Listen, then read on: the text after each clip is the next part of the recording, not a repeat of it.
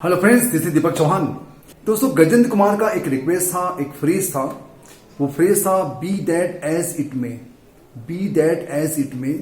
तो इसको समझाइए। बहुत ही अनकॉमन सा फ्रेज है दोस्तों। जनरली आपने कई बार लोगों की मुझसे सुना होगा, be that as it may, be that as it may. इसको हम लोग समझते हैं, इसका मीनिंग क्या है, इसका सेंटेंस मेकिंग क्या होगा, इसके मायने क्या रहेगा, इसको हम लोग इस्तेमाल कब करेंगे, ये सारी बात मैं आपको बताने वाला हूं।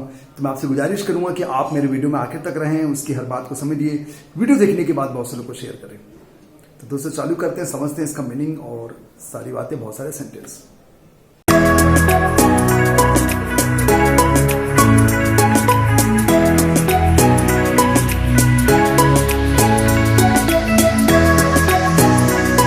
दोस्तों, समझते हैं, बहुत ही अनकॉमन सा फ्रेज है be that as it may. Be that as it may का मतलब होता है, अगर हम लोग इसको इंग्लिश में समझें तो डिस्पाइट दैट, नेवरदलेस, इस सेंस में आएगा, के बावजूद, ये होने पर भी, ये सेंस निकलेगा। इसको हिंदी में और समझते हैं, फिर भी, इसके बावजूद भी, ऐसा होते हुए भी, चाहे जैसा भी, चाहे जैसी भी स्थिति हो, ये सेंस में अगर हमें कहना है तब हम लोग कहेंगे be that as it may. Even if that is the case, English में और समझते हैं, even if that is the case, whether that is true और नॉट, चाहे वो सही हो या गलत हो। नेवरदलेस तो मैंने आपको बताया। When someone begins a sentence with, अगर कोई सेंटेंस को शुरू करता है be that as it may, अगर वो शुरुआत में कहता है be that as it may, he or she means to say that even if something is true, उसका मतलब ये होता है कि अगर चाहे कुछ भी हो, अगर चाहे कोई बात सही हो, it does not change his or her opinion। तो वो कह रहा है कि चाहे कुछ भी हो तो मैं अपना ओपिनियन नहीं चेंज करूंगा। अगर वो शुरुआत में कोई सेंटेंस शुरू करने के पहले कहता है be that as it may, कुछ भी हो जाए मैं अपना ओपिनियन चेंज नहीं करूंगा। यस, हम लोग कई बार ऐसे कहते हैं, भैया कुछ भी हो जाए मैं तो अपने बात में अडिग रहूंगा। तब हम लोग कहेंगे be that as it may. You are most likely to hear this phrase when one person is pleading with और आर्ग्यूइंग विथ समवन एल्स। ये हम लोग अधिकतर तब सुनते हैं, इस प्रकार के फ्रेजेस तब सुनते हैं जब कोई किसी से आर्ग्यूमेंट कर रहा है, जब किसी से कोई बहस कर रहा है, तब वो कहता है कि be that as it may. भाई कुछ भी हो जाए मैं तो अपनी बात में अडिग रहूंगा, कुछ भी हो जाए मैं तो अपने ओपिनियन की बात करना चाहूंगा। तब वो यूज करता है। कुल मिला के चैलेंज के रूप में भी कह सकते हैं हम लोग। अब कुछ सेंटेंस लेते हैं जिससे और बातें क्लियर हो जाएगी कि हम लोग कब यूज करेंगे। Educating children will cost a lot of money. Educating children will cost a lot of money. बच्चों को पढ़ाना बहुत सारे पैसे की जरूरत होगी। बच्चों को पढ़ाने के लिए बहुत सारे पैसे लगेंगे। बच्चों को पढ़ाने के लिए बहुत सारे पैसे लगेंगे। Be that as it may, चाहे कुछ भी हो, there is an urgent need for their education. चाहे कुछ भी हो, there is an urgent need for their education. उनके शिक्षा के लिए बहुत ज्यादा जरूरी है, उनकी शिक्षा पर खर्च करना बहुत ज्यादा जरूरी है। तब हम लोग यूज करेंगे। हालांकि उनके एजुकेशन में तो काफी खर्च आएगा, ये बात मानते हैं। इसका मतलब ये नहीं कि हमको उनको पढ़ाना बंद कर दे। चाहे कुछ भी हो, there is an urgent need for their education. इस सेंस में हम लोग यहां पर यूज करेंगे। यहां पर हम लोग ये बोलेंगे फिर भी, इसके बावजूद भी हमें उनकी शिक्षा पर खर्च करने की जरूरत है। इस सेंस में आएगा। This child made a mistake, इस बच्चे ने गलती की।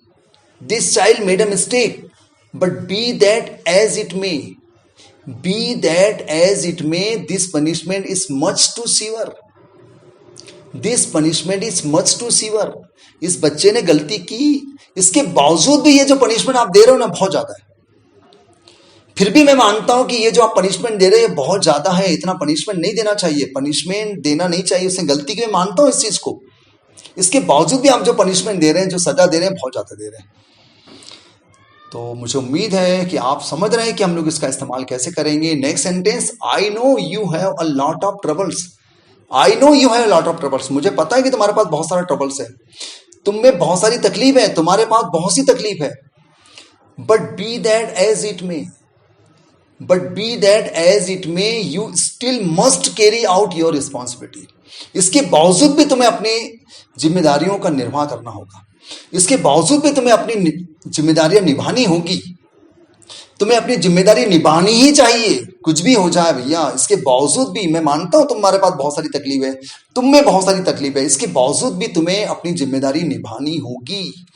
यस, उस जिम्मेदारी से भाग नहीं सकते। That dress cost 2000 rupees, that dress cost 2000 rupees, वह ड्रेस 2000 रुपए का है। But be that as it may, I still don't like it. इसके बावजूद भी मैं उसे पसंद नहीं करता हूं, इसके बावजूद भी फिर भी मैं उसे पसंद नहीं करता हूं। महंगा तो है, 2000 रुपए का है, इसके बावजूद भी मैं उसे पसंद नहीं करता हूं। तो मुझे उम्मीद है कि आप जब भी आपको कहना हो डिस्पाइट दैट, नेवरदीलेस, हिंदी में फिर भी, इसके बावजूद भी, ऐसा होते हुए भी, चाहे जैसा भी हो, चाहे जैसी भी स्थिति हो, ये सेंटेंस आपको कहना हो तब आप यूज कर सकते हैं be that as it may. Be that as it may दोस्तों बहुत ही अनकॉमन सा फ्रेज था, लेकिन पहले इसको समझो, उसके बाद आप बोलने की कोशिश करो, नहीं तो सब गड़बड़ हो जाएगा। और क्या, आप हंसी के पात्र बन जाएंगे, you will become a laughing stock. तो हमें लॉफिंग स्टॉक नहीं बनना है। First practice and after that try to speak before the people. Thank you very much मेरे वीडियो में आखिर तक बने रहने के लिए। मुझे उम्मीद है कि आपको समझ में आ गया होगा कि हम लोग be that as it may का हम लोग इस्तेमाल कैसे करेंगे और कब करेंगे। तो इसकी पहले प्रैक्टिस करना है, उसके बाद बोलने की कोशिश करना है, क्योंकि बिना प्रैक्टिस के आप लोग कोशिश करेंगे तो सब कुछ गड़बड़ हो जाएगा, कुछ का कुछ बोल देंगे। धन्यवाद। और वीडियो अच्छा लगा तो बहुत सारे को शेयर करना है, ताकि हर कोई इस प्रकार के फ्रेजेस का इस्तेमाल करना सीख जाए। थैंक यू वेरी मच, धन्यवाद।